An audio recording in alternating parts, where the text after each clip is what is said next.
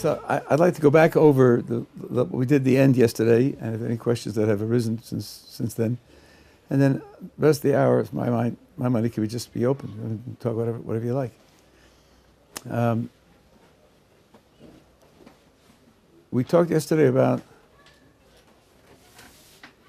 the evidence for the tradition of Sinai, in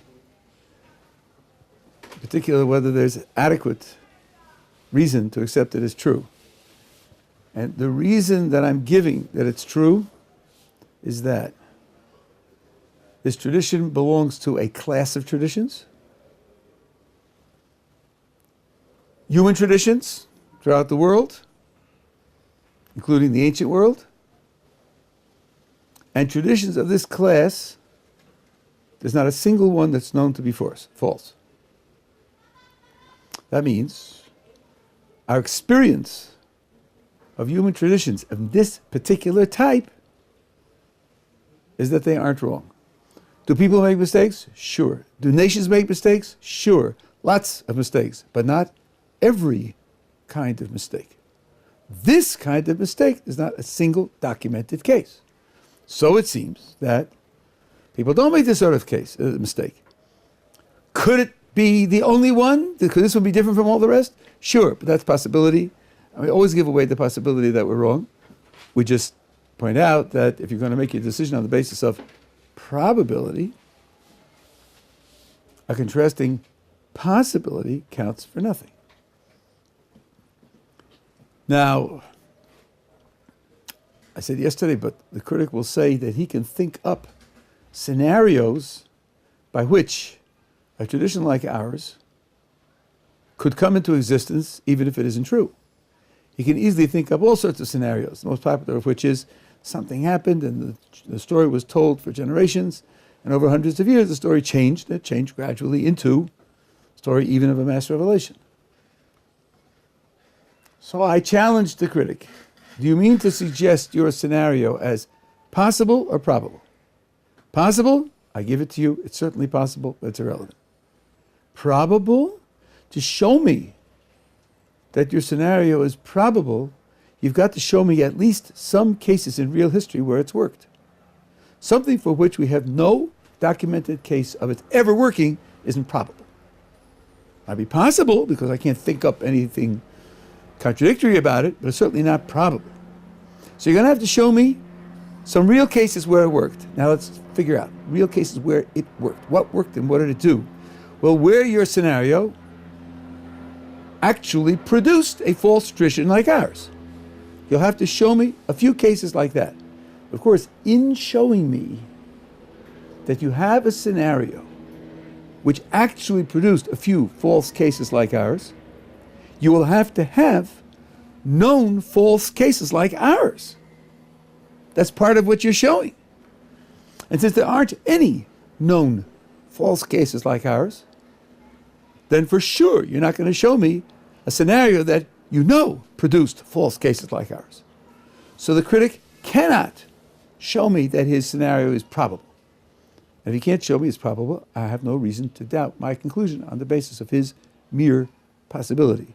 That was one key thing we said yesterday. This, to me, is an extremely key argument. People always respond by saying, but I could imagine. And people's imaginations have no limit whatsoever.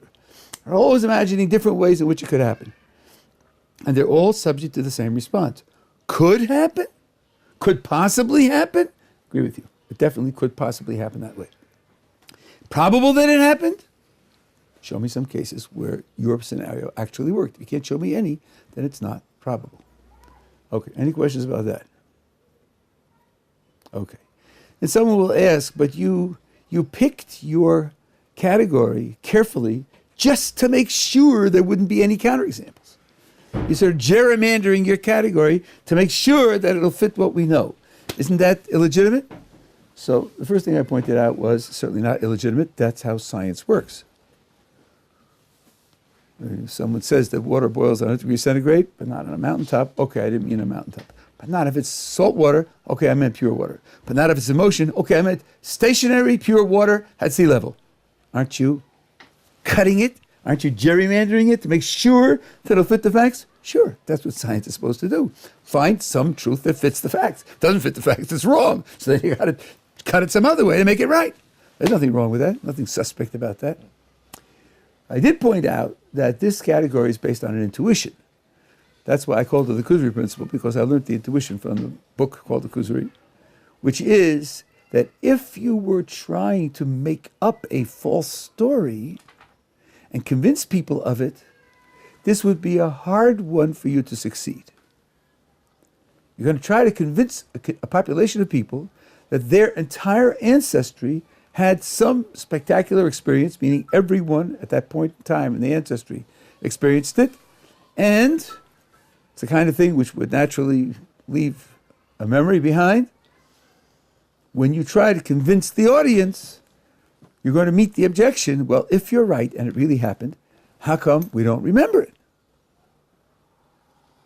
Now, that's an intuition. Intuitions are not arguments. Intuitions do not carry conclusions. I have met people who say they have the opposite intuition.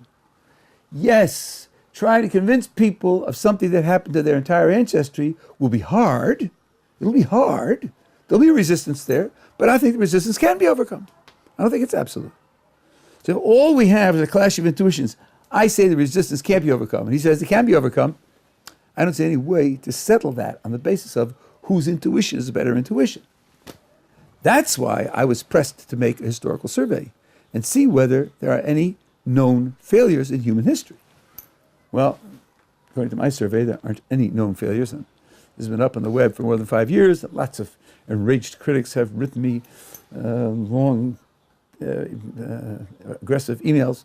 I've gone through each of their examples, and I have shown that there's not a single one that's been shown that meets the conditions of my category. So that being the case, I think the empirical survey shows that the resistance here is very strong, and that in fact we have no information about people ever making this mistake.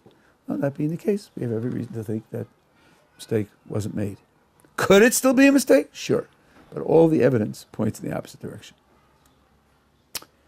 Then we face the question that he raised. Aren't all the examples where other nations have traditions which aren't known to be false, and in some cases are known to be true? They're all traditions about natural events. And this is a tradition about a supernatural event. Isn't that a jump to go from the reliability of a type of information for natural events and use it to support a supernatural event? And the answer was, yes, it is a jump. It is a jump. Question is whether we have enough credibility to make the jump. And I think we do. I pointed out that when you are considering miracles and considering whether they could possibly be credible, whether it could ever be possible to admit, to come to affirm, to believe that a miracle took place, absolute opposition against miracles. I don't buy miracles. I believe in the natural world. I believe in science, and miracles are just out of my worldview, period. Permanently, such an opposition is obviously unreasonable. It's obviously unreasonable because when you say miracle, what do you mean? You mean an event that violates the laws of nature? The laws of nature? Which ones are those? Are they the ones that your contemporary science teaches? Well, now just imagine someone taking this point of view 500 years ago. If he took the point of view, and I don't countenance, I don't consider, I don't accept, I won't take into account anything that contradicts my laws of nature 500 years ago, we'd still be where they were 500 years ago. How do you learn that your picture of nature is wrong? You learn it by finding things that disagree. If you're not going to listen to things that disagree, you're never going to make progress. And the same thing is true today. We know there are holes in our picture. If we're going to declare that we're not listening to anything which contradicts it, then we're condemning ourselves never to make progress. So then the critic says, okay, of course, I didn't mean today's laws of nature, I meant the ultimate, true, real laws of nature. The ones that science will come to when it ultimately succeeds in explaining everything. Well, of course, science may never come to explain everything. But even if it does, do you have today any clue what those laws will look like? Think of the revolution of the last 120 years. Did anybody of 120 years ago have a clue about quantum mechanics and relativity? A clue qualitatively that such things could possibly could exist? Of course not. What clue do you have about what science is going to say 1,000 years from now? None. So how do you know it's going to rule out the events that we believe in? You don't have any guarantee of that. So that being the case, opposition to our miracles on the grounds that I don't accept miracles is without foundation. If you ask, however, of course, I'm not going to say it's not possible. I'm going to rule them out in principle. No, I'm not going to do that. I'm going to say that it is a jump and it needs extraordinary evidence. So I think credibility of a source, if it's very credible, can provide you with enough evidence to make that jump. I gave the example of a Greek who went to China, and the Chinese told him about the disappearance of a star, and the Greek said, listen, we know our science and our philosophy have come to the conclusion that the heavens are unchanging and unchangeable. And the Chinese says, well, so sorry, but there used to be a star there, and there isn't. Look at our star charts, talk to our people, and I think you'll see we have good reason to contradict you. I think the Greek, after a while, could come to think, well, these guys have star charts and we don't. They obviously treat this as a much more important subject than we do. Maybe they're right and we're wrong. Our philosophy is wrong, our science is wrong, our picture of the universe is wrong, and maybe we better change it on the basis of a reported observation, not repeatable, not done in the laboratory, not something that you could say, well, in 162 years, there's going to be another one over there, so let's wait and see. Can't predict nova explosions. Still, if the people reporting it are sincere enough, honest enough, smart enough, well-trained enough, seem to be serious people, then he could come to doubt his whole picture. So it seems to me when you have a source of information that's solid enough, it can cause you to doubt the whole picture of how things work. And since our source of information is one which has never been shown to be false, that's a very reliable source of information. So I think we can use it to step over that line. That's as far as we got yesterday. We're together? Okay. If there are other things on your mind, I'll be happy to talk about them. Maybe if there's nothing on your mind, I can draw this out to some further conclusions. But let's see. Yeah. What's your idea of evolution? Okay, it's a long story. I'll just give you one thing to think about.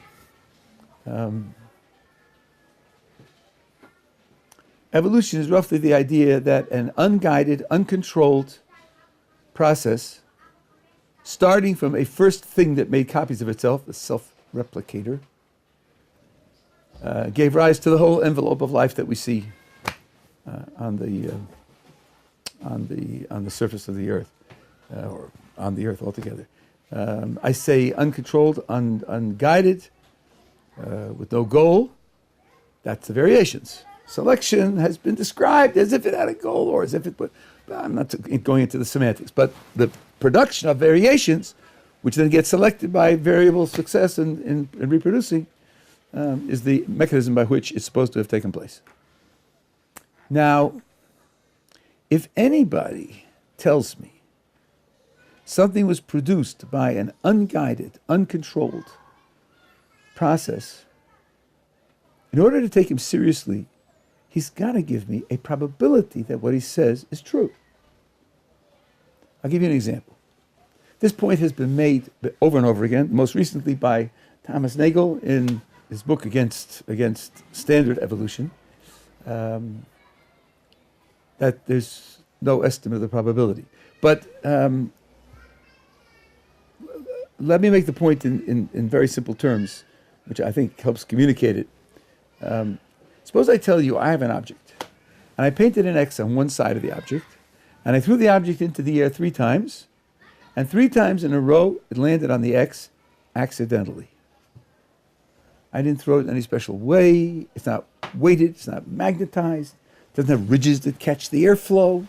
I threw it up, and randomly it fell down on the same side with the X 3 times in a row.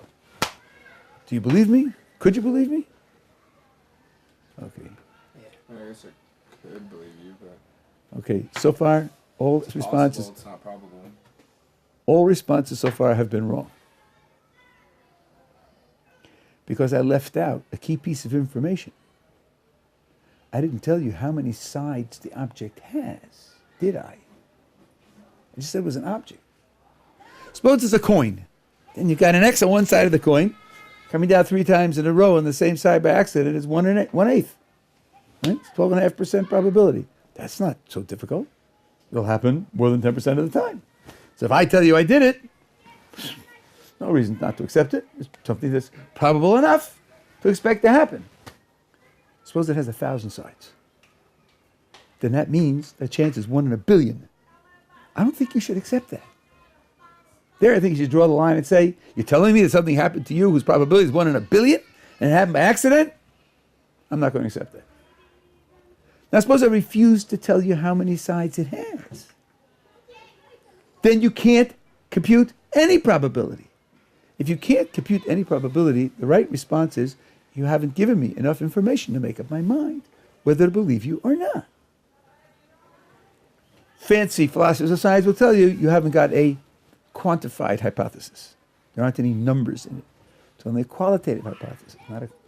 Okay, but even without that, straight logic tells you, if you tell me it happened by accident, I want to know what's the probability of getting this result by accident.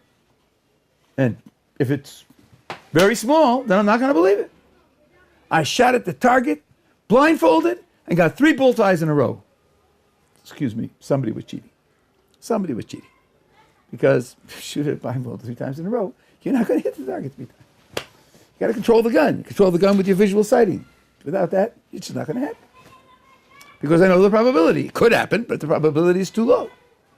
So the question we want to ask is, according to those people who believe in evolution, what is the probability of our envelope of life, or something functionally equivalent, that hides a lot, coming into existence by the process that they're describing?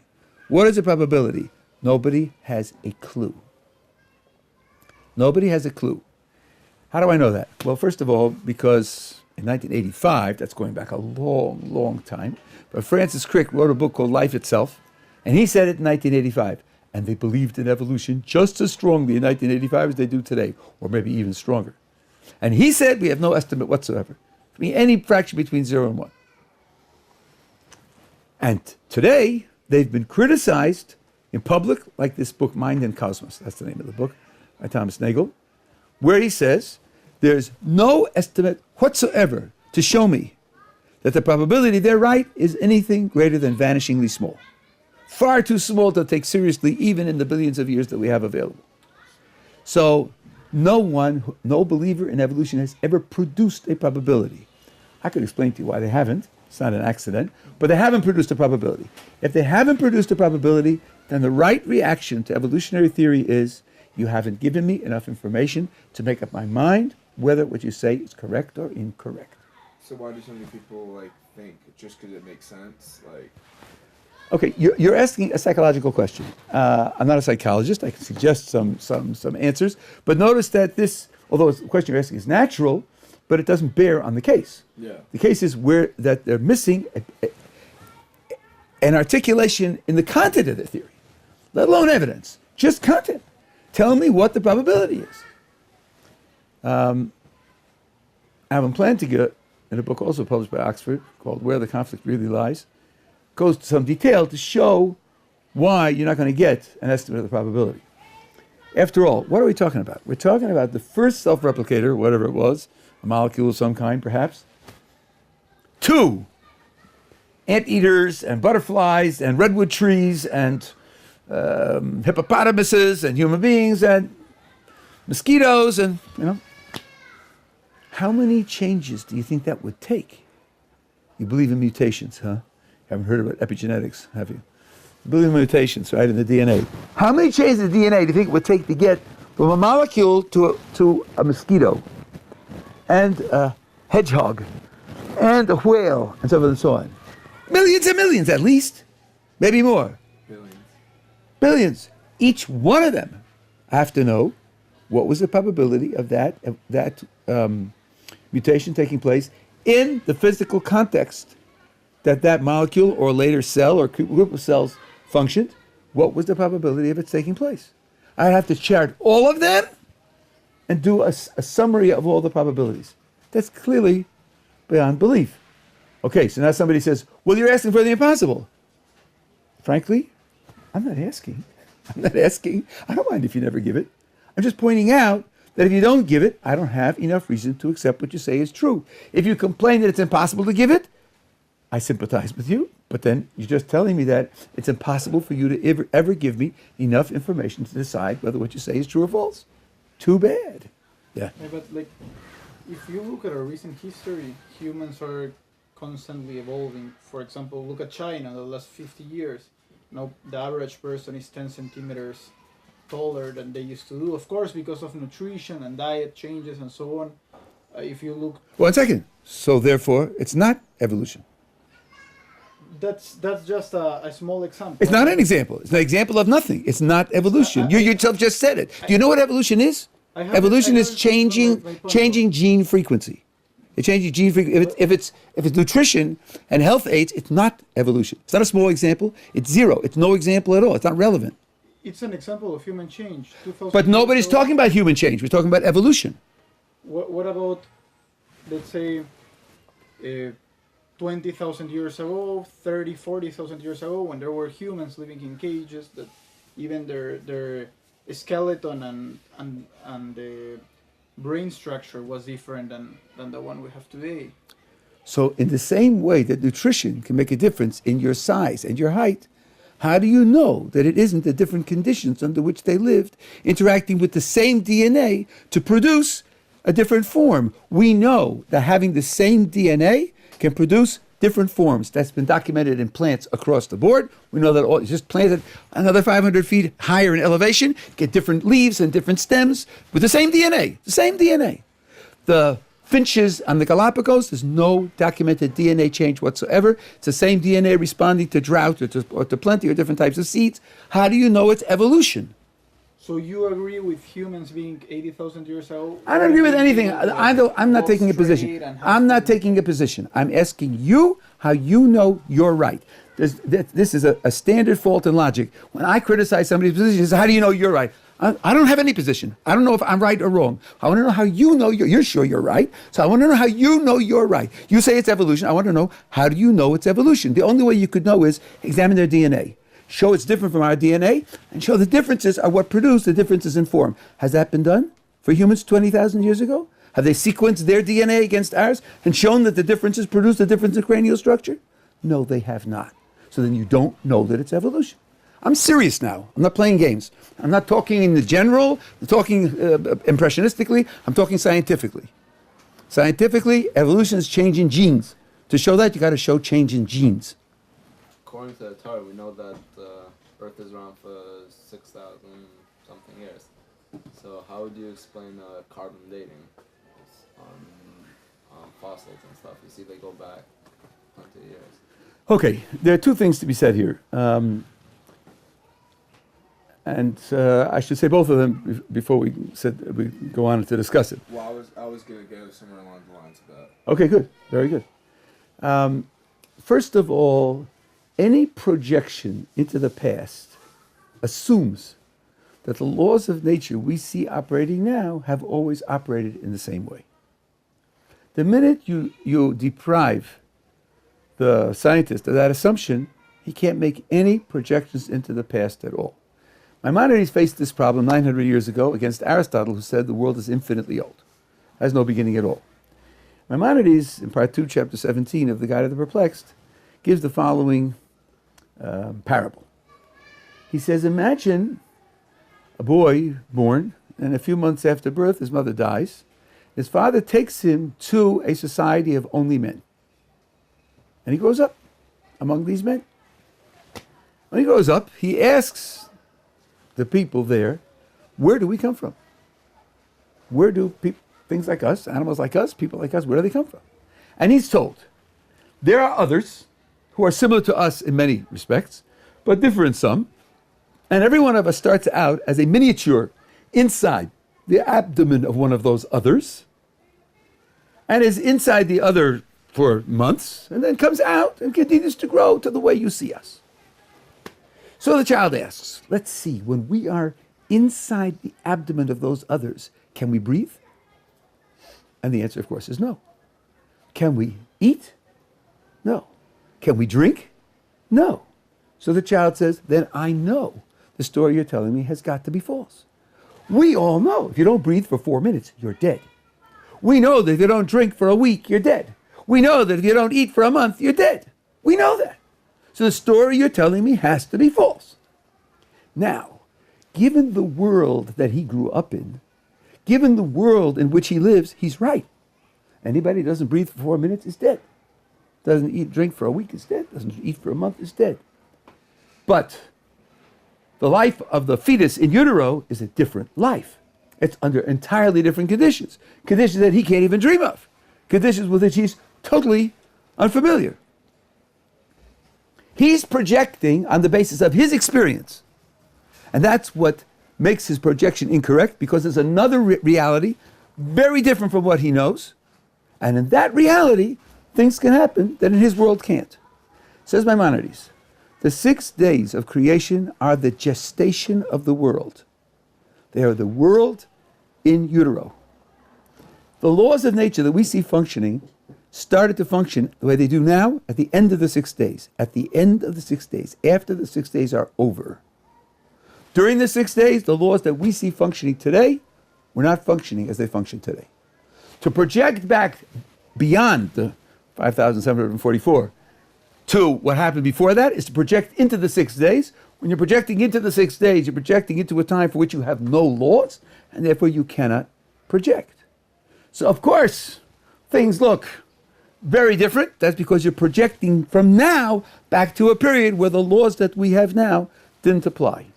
And by the way, there's a quotation from Paul Dirac. Paul Dirac was one of the greatest physicists of the 20th century, British physicist, foundations of quantum mechanics.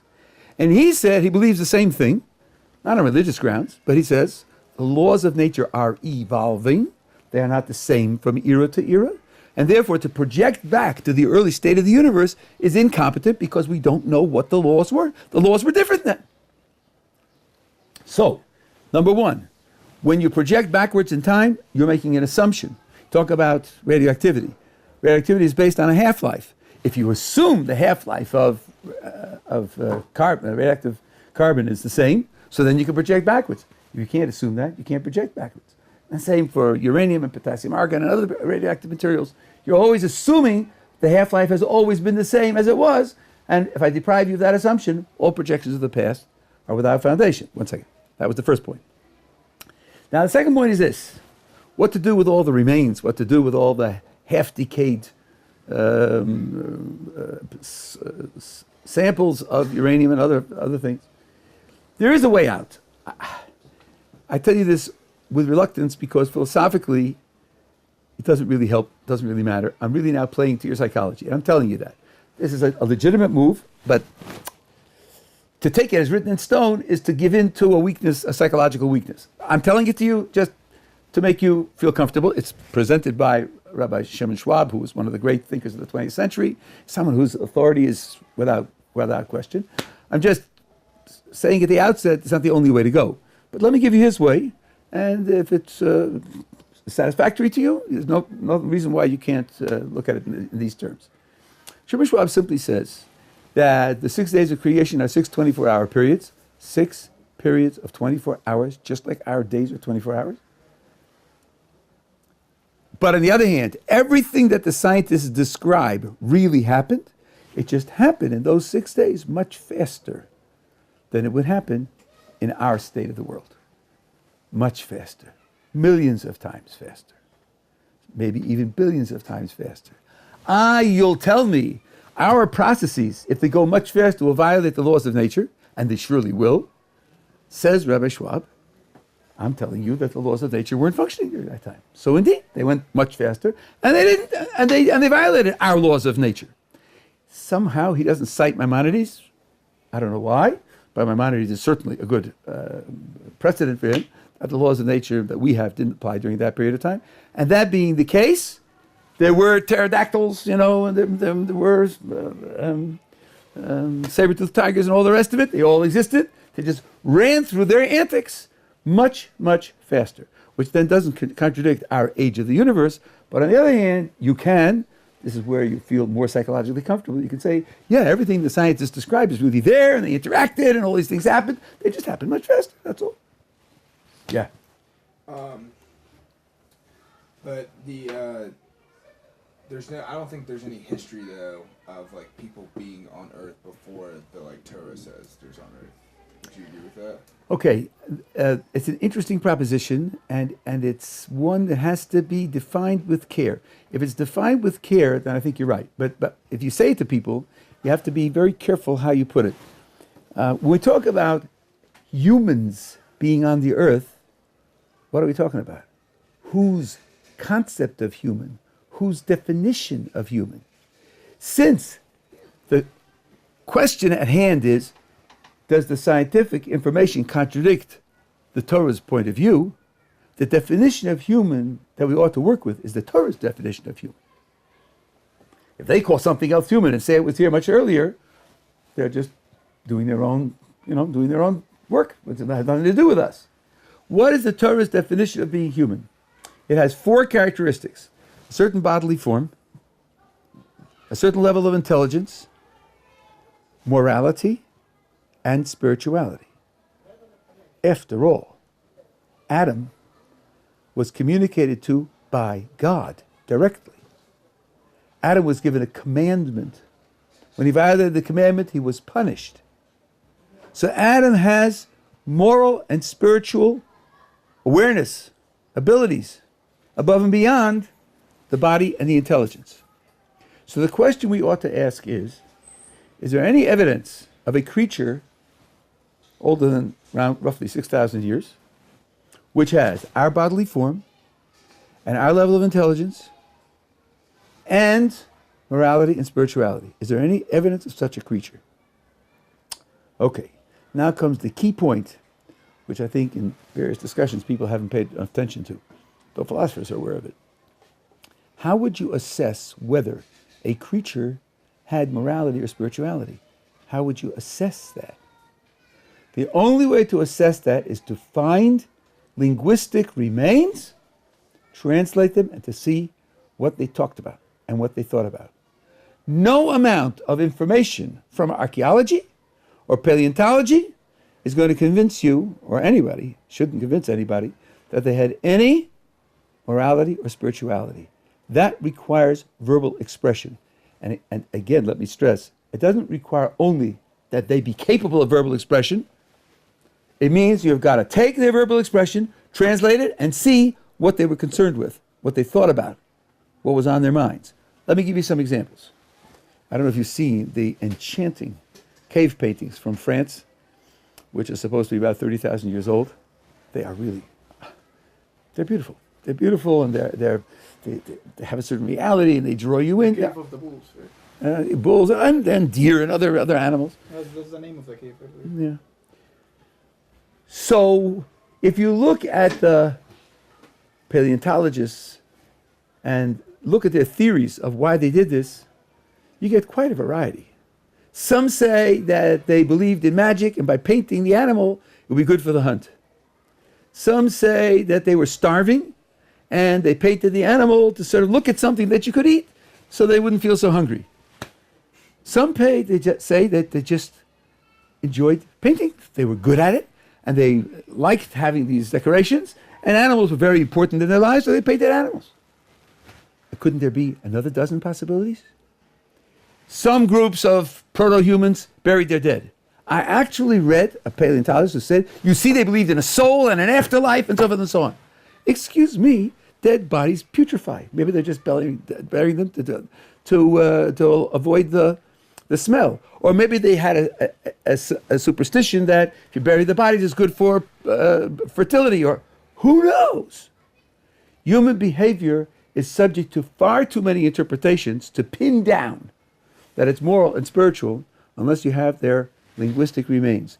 The oldest items that we have that are agreed upon that they're linguistic at all are about 5,500 years. There's nothing before that that's even agreed upon that's linguistic. There's certainly nothing older than that that's been translated so that we can say we know what they're about. So that being the case, at present there is no evidence that humans, the way the Torah defines human, existed earlier than our time period. Now, of course, what the scientists will say is, but look, they have the same body and they have the same, roughly the same type of intelligence and level of intelligence, so there's a continuity, so of course we should assume that since we have morality and spirituality, they had it as well. Okay, you hear the key word? Assume. That means we should assume it without evidence. You can do that. It's a free world. You can assume what you like. Just don't ask me to give up what I believe because of your assumptions. You're assuming it. Excuse me, I go where the evidence leads, and there's no evidence for it. That's why I'd say your remark, I think, is a correct remark. That, right? Yeah. Going on to another topic. Okay. You want to talk about this topic? Another topic as well. Okay, fine. There's a lot of talk now about like the development of artificial intelligence and stuff. And well, like someone who's not religious would say, the human body is just like a machine. It could be created. It could have the same emotions as a machine, as a human. It could have the same it can work just like a human, but it's a machine. Is there characteristics that Judaism says are inherently human that cannot be replicated by humans to the machine? Yeah, there are, but I just should say that the way you describe the situation, you put in a few things that I have to pull apart carefully and define them and so on and so on. But let me come to your bottom line question. There is a sizable body of philosophy which says that human consciousness is not and probably cannot be reconciled with purely mechanical operation. A year and a half ago, Oxford University Press published a collection of papers called The Waning of Consciousness. Waning means fading away. 27 top contemporary philosophers against, I said the waning of materialism. Let's try that again. The waning of materialism. Fading away of materialism. 27 top contemporary philosophers with papers against materialism. And two of the best weren't even mentioned there. David Chalmers and Thomas Nagel. So the idea that, of course, everybody knows it's a machine and so forth and so on, there are lots and lots of people who disagree. The people who study this subject for a living. And consciousness is the big sticking point. I have a few shiurim on that, and they're online, and I go through it in great detail using their materials, not my material. But the idea that something which works like a machine could be conscious, something that even is just physical, all of its operations are merely physical, could be conscious, is an idea that many people find not only wrong, but wrong in principle. It's something which, the way we look at the world today, the way our conceptual structure works, is something which can't be. So much so that Thomas Nagel, who is a card-carrying atheist of the first class, says that in order to reconcile consciousness with the physical world, we're going to need a conceptual revolution, which has happened in history, and conceptual revolutions do change the way you look at things. But if your theory requires looking forward to a conceptual revolution, that means there's no good reason right now to believe it. And indeed, this book, Mind and Cosmos, he expands on these ideas. So I think that the question really ought to be put to the other side. What makes you think that the human being is just a machine? Can you already explain everything we do? No. Can you duplicate everything we do? 1% of what we do? No. So why do you think we're just machines? Why? What's your evidence for that position? I'm willing to follow the evidence. Show me the evidence. Now, you talk about artificial intelligence. Artificial intelligence is something else. Artificial intelligence is building computers, or computer networks of various kinds that can do things, output, similar to what human beings can do. That's different in kind. They're not claiming that they're doing it the way we do it. They're just claiming that they're getting the same output the way we do. You ask me to multiply 25 times 66. I know how to multiply. I write them down. I do it piece by piece. I carry the numbers and so on and so on. Now imagine a machine that has a giant lookup table. It has numbers up to 1,000 and numbers up to 1,000 and a giant table of all the products. And you say 25 times 66. It goes 25, 66. It gives you the answer. It'll get the same answer that I get, but not the same way. I don't have a lookup table in my head. I have an algorithm, and it might not be using the algorithm. So artificial intelligence, to a great extent, is getting the same results, but not in the same way. And there's a good reason for that, because they haven't got a clue what our way is. They haven't got a clue how the brain does it. If you teach me an algorithm and I follow it step by step consciously, that could be imitated by a computer. But the things that my brain does, the astonishing things that it does, I don't do that consciously. So how the brain does it, they don't know. If they don't know how, the best they can hope for is to reproduce the output. John Searle has written criticism of this in principle. I can't present it very quickly, so I'm just mentioning his name. He's become famous for this. Well, I'll tell you one thing that he wrote. He wrote it, and it generated more than 30 years of bitter, constant discussion to the present. He says,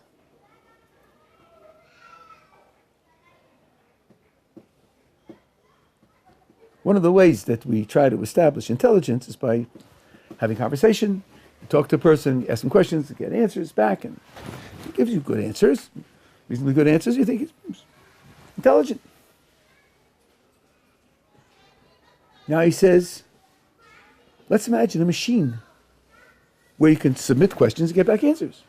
And suppose they're intelligent answers. Wouldn't that be also a good test that the machine is intelligent? See, he said, I want you to imagine the following setup. This is the famous Chinese room argument. He says, a fellow from America whose only spoken language and read language is English is hired by a Chinese company. And he's told, you're working at a train station, and people come in to ask questions. When is the next train? Are they booked full? Where can I buy a ticket? And so forth and so on. You're an information counter. But the people will submit their questions in writing. And we have a book for you. It's a lookup book. When you get their questions in writing, the hieroglyphs that they use, the symbols, you use the following pattern. If this symbol's on the left, then look up in this section. If that symbol's over there, look up at these pages. If that symbol's there, turn back 6 pages, and so forth and so on. And when you follow the instructions, you'll get to a list of symbols. Copy that list of symbols onto a piece of paper and hand it out. We're paying you to do this. Chinese lookup. Right? So he does it. People come in, and their questions are, when's the next train to Tokyo, when and so forth and so on. How do I get on a ferry, and so forth and so on. He looks it up, prints out the symbols, they go away with their information, and they're happy. Does he understand Chinese? Pretty clearly not. Pretty clearly not. Because he's just following shapes. He's just following a rule that's based on the shapes. He can recognize the shapes, but he doesn't know what they mean. So you're asking questions and getting answers, right answers, good answers, but they don't represent any understanding. Okay, now how does a computer work? When you type into a computer, what does it get? Well, it gets, in primitive computers, the visual shape of the letter. This one, and this one, and this one, and that one, and that one. Right? T-A-B-L-E. To us, it stands for this. For the computer, it's shapes. It's just shapes. The computer can't link those shapes with this. It's just shapes. If you ask a question about a table, it goes to that shape in its lookup store of shapes, and it picks out a shape that matches that shape and sends it out. Let's say it's giving you definitions, like the dictionaries online. They don't understand the word. They just match shapes with shapes. That's all a computer does if it's operating as a computer. When you describe it as a computer, the computer works with shapes, or it works with voltages. You press the letter, a certain voltage goes in, so it knows how to measure the voltage. But to get those 5 voltages, it doesn't know that those 5 voltages are related to this thing. The computer is operating with physical objects defined only in their straight physical characteristics. Like the person in the Chinese room is working with the shapes of ink, so it's working with the shapes of the letters, or it's working with voltages, or whatever. That represents no understanding at all. That's not understanding. Understanding is more than just being able to match an input with an output. That can be done by shape. There was an early program called ELIZA. This was in the 70s. ELIZA was touted as a psychotherapist. So you type in, hello, I'm John. And the thing comes out, hello, John, tell me about yourself. Well, I'm 22 and I'm married and so forth and so on. And the thing types out, John, tell me about your childhood. Well, my father did, it was this, my son. Did you have any pets? Yes, dog. Did you love the dog? The whole thing works on word association. It just picks up on word. Starts with childhood because that's what therapists do, and then it asks, and then you say, "So, father," he said, "What does your father work at? He works at insurance. Is the insurance market good?" It just works on word association. People swore that this thing understood them better than their real therapists. It showed an interest in what they're doing, and it asked questions that were relevant to their lives, and so on and so on. It's all based on word association. There's no understanding there. So when they talk about artificial intelligence, you have to be very, very careful. Now, Searle is a materialist, doesn't believe in the soul, doesn't believe in God, but he believes that the intelligence is not in the computer as a computer, it's in the software. It's not in the software, really, it's in the wetware. It's the fact that it's embodied in protoplasm that has all sorts of properties that aren't just computing properties. That's where intelligence resides. But just insofar as it's a computing mechanism, that's not going to give you intelligence. Yeah. So Friedrich Nietzsche, he used to admire the history of the Jewish people, but he says that in the recent history, like many other religions, Jewish religion has served as a way, like in many other religions, served as a way of manipulating people for political, social, and economic interests. And it seems that although Israel is a secular state, it seems that a lot of secular people in Israel think that religion is taking a predominantly part in politics, or even the way things, decisions are made and so on, and even in their lives and so on. What's your perspective about it? Okay, I have a dual perspective. First of all, I have very little truck with Nietzsche. When I was at Hopkins, we were a very small department. And everybody who's writing a thesis had to have 3 thesis advisors. And I was assigned as a secondary advisor on a thesis on Nietzsche. So I read some of the stuff. I said to the student, you're writing a PhD thesis on Nietzsche.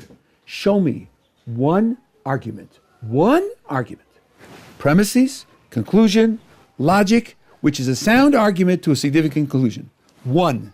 He couldn't find one. Not one. Go to the Stanford Encyclopedia of Philosophy and look up Nietzsche, and the reviewer there says exactly the same thing. There's nothing there can be established, nothing there can be proved, nothing there that can be supported. He was a poet, and he had a vision, and people who are attracted are thrilled by what he wrote, but there's nothing there to give you a reason to agree. So I'm not very impressed with Nietzsche. I'm an Anglo-Saxon philosopher. Huh? Nietzsche? It's the name of a person, Friedrich Nietzsche, who was a German philosopher and who inspired the Nazis in certain ways. Okay, that's number one. So I would leave Nietzsche on the side. I don't think he counts for anything in serious what about argument or discussion. But now, let's just reflect on democracy. Let's reflect on democracy. Western liberal democracy. Is the government supposed to tell me what to care about? What my values should be? Is anybody supposed to tell me what I should care about and what my values would be? Suppose I said, spending money, time, and effort and emotion, kicking a ball into a net is stupid. It's stupid, it's dumb, it's degrading to the human race. It's manipulating the public funds to fund stadiums and buses and advertisements and all the rest. What would somebody tell me? Mind your own business. We like football, and we want to play football. Don't tell us what to do. Don't tell us what to be interested in. There are people who are interested in religion. They're interested in God. They're interested in spirituality. That's what they're interested in. Why is that a manipulation of the society? We're just interested in what we're interested in. It's a democratic society. We vote for our own representatives. If we have enough proportion of the society, then by compromising with other groups till we can get the society to fund our projects, just like the society funds football. I don't see any reason to look at it as manipulation or anything less than perfectly legitimate in a democratic society. Similar remark was made by the communists. You're parasites. You're parasites because you don't produce anything. Well, what exactly does football produce? It produces entertainment for people who like it. Well, studying the Talmud also produces happiness for people who like to do it. That's all. I believe in a free and open market. Nobody should tell anybody what he should like or what he should spend money on. Am I not producing? If there are people who are willing to support this institution, I'm producing what they want. They have the money and they're telling me, we're buying your activity in studying and teaching Torah. So I'm selling it to them. So I'm a producer just like somebody who paves roads or somebody who's a dentist. There are people who are willing to pay for my product. I don't see any reason to go any further than that. The free market answers these questions. You were talking about smoking yesterday. Yeah. Is there anything fundamentally wrong with tobacco in the Jewish religion? Tobacco? Yeah, You mean smoking tobacco? any tobacco. I mean, you mean the activity of smoking it or the leaves that grow in the Activity plantation? of smoking it. Sure, everyone agrees that it's forbidden because you're endangering your health. What about people who smoke only occasionally and have received no side effects from it? Okay, where to draw the line in a gray area, I don't know. But let me tell you something. I know enough smokers who started occasionally and ended up, number one. And number two, there's passive smoke. I don't know, the UN just released a figure. I forget how many millions of people die every year through passive smoking. So you're creating an environment in which smoking is going to hurt other people. But could there be a low level of smoking which wouldn't endanger your health? If there is such a thing, then the Torah wouldn't be against it. If it wouldn't lead to something more or encourage other people and so forth and so on. So the case of smoking is almost like the case of like alcohol. If you have a drink once in a while or on holidays, it's perfectly acceptable. Absolutely. But if you drink too much and it's endangering your health, it's not acceptable. Right, and it endangers your health if you go driving and you slam into a tree. That's a big endangering of your health. I mean, that's quite true. If there were such a thing as there were certain Hasidic rabbis, for example, who smoked a pipe every Saturday night, once a week. I doubt that damaged their health. Right? They had a tradition that was something to do on Saturday night. So, once a week like that, I doubt that damaged their health. So I think that's right. If you can find a way to do it, which won't endanger your health. By the way, just a statistic which someone told me yesterday, the day before. If you take the youth from 5 to 15 and ask which sector of society drinks more alcohol, the answer is religious youth, and especially the Haredi youth. They drink more alcohol than any other group of 5 to 15. So if you're very naive and you hear that, you say, wow, these people are terribly a danger and so forth and so on. Yeah, but when they grow up to be adults, almost none of them are alcoholics. So the fact that they're drinking the way they drink, as you said, occasionally, right, protects them from becoming alcoholics, doesn't lead them to become alcoholics. You have to ask for the continuing statistic. It's not enough to get the initial statistic.